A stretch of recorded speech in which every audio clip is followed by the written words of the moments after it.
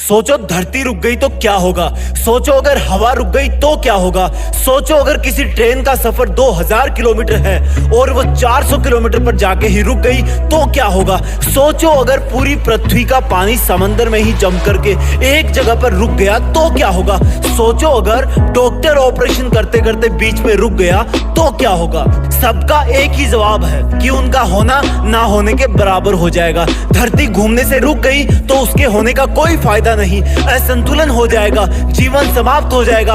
Train का बीच में रुकने से अच्छा है वो चले ही ना, क्योंकि बीच में रुकने वाला ना इधर का होता है ना उधर का।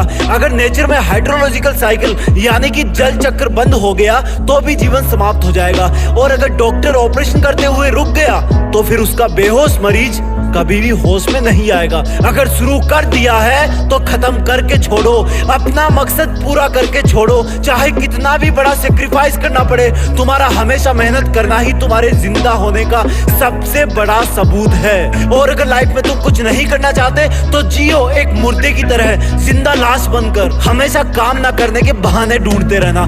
बिजली चली गई तो मोमबत्ती जला के पढ़, जिम जाने के पैसे नहीं है तो बाल्टी में पानी भर के बाइसेप बना, धरती पर पसीना बहा के सिक्स पैक बना।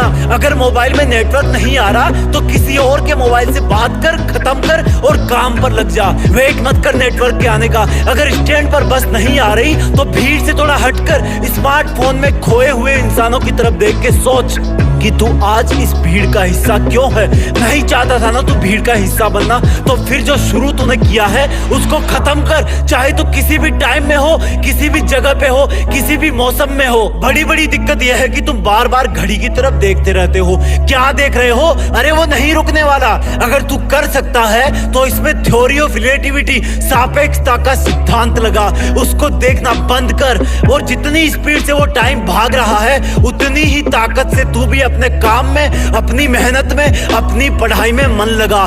जब तुम भी नॉन स्टॉप मेहनत करोगे तभी तुम टाइम के साथ ढल पाओगे। किसी महान काम को अंत तक अंजाम देने के लिए लगातार काम करना पड़ता है। अगर कोई महाराजा युद्ध करने जाता है तो वो अंत तक लड़ता है, जब तक वो विजेता ना बन जाए या फिर जब तक उसके प्राण ना चले जाए। आज तुम्हें कोई दुश्मन के पास नहीं भेज रहा, क्योंकि ऊपर वाले को पता है कि तुमने तुम्हारा सबसे बड़ा दुश्मन खुद को ही बना रखा है, जिससे तुम कभी जीतना तो छोड़ो, जीतने की सोचते भी नहीं। जिस दिन तुम दुनिया को डील करने से पहले खुद को डील करना शुरू कर दोगे उसी दिन से तुम जिंदा माने जाओगे, क्योंकि तुम्हारा खुद के काबू से भागना ही तुम्हारी मेहनत को बीच में रोकने की सबसे बड़ी वजह है। तुम्हें कोई जबरदस्ती नहीं रोकता है, ये तुम्हारी इंद्रियों का स्वार्थ है, जिसको काम चोरी में मजा आने लगा है। थकना नहीं पड़ता, पसीना नहीं बहाना पड़ता, आंखें किताब में नहीं घुसानी पड़ती, मीठे मीठे काल्पनिक सपने देखने में कोई दिक्कत नहीं होती। धीमे चलो या तेज चलो लेकिन चलते रहो, लेकिन इतना धीमे भी मत चलना कि टाइम तुम्हें पछाड़ दे, क्योंकि सब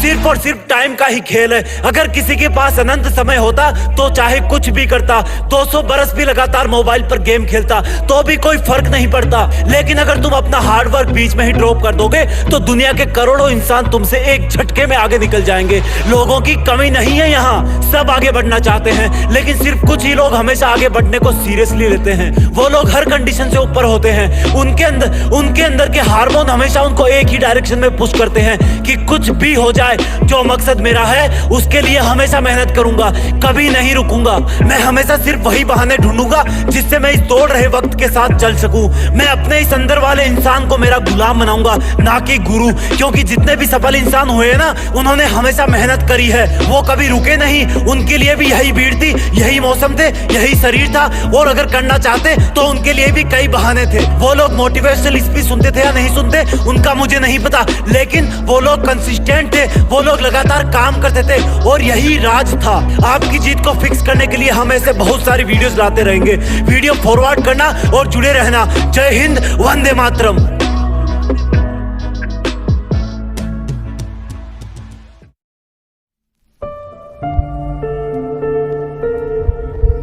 जीत फिक्स।